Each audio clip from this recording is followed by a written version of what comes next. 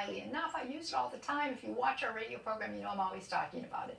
Father Wade, you know, we went to the break. We're talking about this building up of heavenly treasures, and we're talking about the importance of the grace of the present moment, and the fact that every present moment comes full to the brim with an infinitude of grace and divine delight for us, really. It's never to be repeated. Exactly. So the question is, since that moment is never to be repeated, what are you going to do with it now when it is offered to you? Two quotes by two saints. St. Francis de Sales says, "Every moment comes to us pregnant with a command from God, only to pass on and plunge into eternity, there to remain forever what we have made of it." Okay? Now, if it's your 8 hours of sleep or your 6 hours of sleep, that's a command from God. It's proper to sleep. There's nothing wrong with that. The fact is, every moment comes to us with a command from God, okay? And it's just really hits home for me. You know, we'll have to answer for this time here on earth. Again, 75 years is an average for the male, 77 is an average for the female, those of us living here in the West. Faustina kind of echoes Francis de Sales here. She says this, "When I look at everything with the eyes of faith, no 2 hours are alike, and the dullness and monotony of daily living disappears. The grace which is given me in this hour will not be repeated in the next hour. True, it may be given me again, but it will not be the same grace. Time goes on, never to return again. Whatever is enclosed in it will never change. It seals with a seal for all eternity." My goodness sakes. That certainly is, I think, a very realistic perspective of this life that is entrusted to us. And, you know, it does occur to me, Father, that, you know, when we set off on this spiritual path and when we begin to realize that these heavenly treasures are available to us, we begin to see with the eyes of faith that which you have just shared with us from Faustina, for example, and St. Francis de Sales. We have to prepare ourselves for a battle. You know, I'm thinking of Sirach chapter 2. "My son, when you seek to serve the Lord, prepare yourself for battle." The evil one does not want for us to reap that grace of the present moment, nor does he desire for us to experience those heavenly treasures. He tries to rob us of that reality. So how is it that we mount a very good offensive so that we don't even really have to go on the defensive there, you know? You know, strive to stay in that state of grace. We can have moral certitude that we are in a state of sanctifying grace, which we receive from the 7 sacraments. And 2 of the sacraments give that grace, baptism and confession, and the other 5 sacraments build up that grace of sanctifying grace. But in that sense, all 7 give us sanctifying grace. The beauty of that reality, that we can have the moral certitude that we're in a state of sanctifying grace, is achieved this way. Stopping, Johnette, at any given point of the day and saying to your sincerest heart of hearts, interiorly, saying to yourself and meaning it sincerely, you know what? To the best of my sincerest of knowledge, I've committed no mortal sin. I'm not consciously aware of any mortal sin.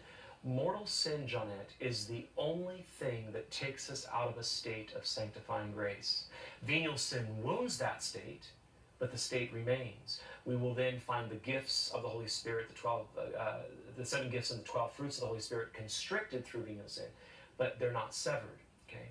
Where with mortal sin, that supernatural relationship with God is severed until we return back to Him. To know with that moral certitude, you know, to my knowledge, I haven't committed any mortal sin, is just such a blessing. That is the greatest offensive that you can have. And you support that, you sustain that through a life of prayer, through the sacred liturgy, which, again, above all things, is about the worship of the Divine Majesty, by offering up everything throughout the day, whether prayer, work, or recreation, as a pleasing sacrifice to the Father, through the Son, and the Holy Spirit. And these things make the devil mad, very upset. If one commits mortal sin, 3 things have to be present. Grave matter. It contravenes God's moral law, and seriously so. That's why we say grave matter. Grave matter, fullness of knowledge that it's grave matter, and done with deliberate consent of the will. Grave matter, fullness of knowledge, and done with deliberate consent of the will. If any one of those 3 is missing, then you have a venial sin. But you still are called, it's still incumbent upon you, in other words, to still try to better yourself, even though it wasn't a mortal failing this time, it could be the next time, okay? Because now you're aware that it's a mortal sin. That fullness of knowledge is there, for example. Yes, yes. Well, I love the idea that we have that moral certitude, that we can check ourselves on We're this. rational. We can know whether or not we have contravened God's law. And the Eucharist, receiving the Eucharist regularly, that's a great gift that God gives us His wisdom through, to love Him more. We will know if we've offended Him. Conscience talks. Yes. And if the conscience is cradled and it's taken care of, conscience is a great gift. It will tell you, whether or not you have failed or not. Yeah. And I want to talk about this for a moment, Father, because the great reality is, our world today is materialistic in the sense that it only believes in the here and now,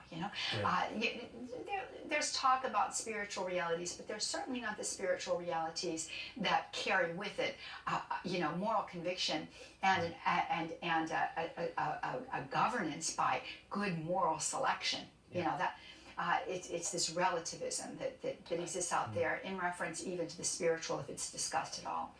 And it seems to me that, this business of desiring to live according to the law of God is the only thing that guarantees true happiness, because we're created and ordered for that. Yeah. So if we live counter to that, then we're never going to experience true happiness. And those who invest in a spiritual understanding that is devoid of this gift of moral certitude, because there is no morality, right. Or those who just poo-poo it all together and say everything is about the here and now, a true materialist, will never achieve true happiness in this life. It might be fleeting pleasure, but it's not that peace that surpasses understanding.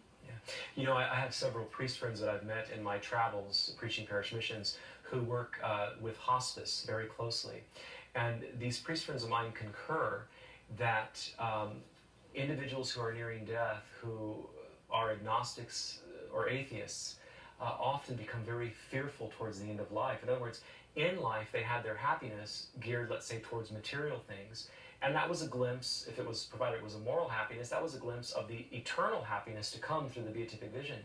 But then as their life draws to an end, whether it be a natural ending of life in old age, or maybe because of an accident, a vehicle accident, or something that brings them near death, and indeed they end up dying from the injuries, they're often very, very saddened and even fearful of death, because they haven't worked out their salvation. They have not built up their treasures here on earth, gearing themselves towards the beatific vision. There's no beatific vision to look forward to. That's right.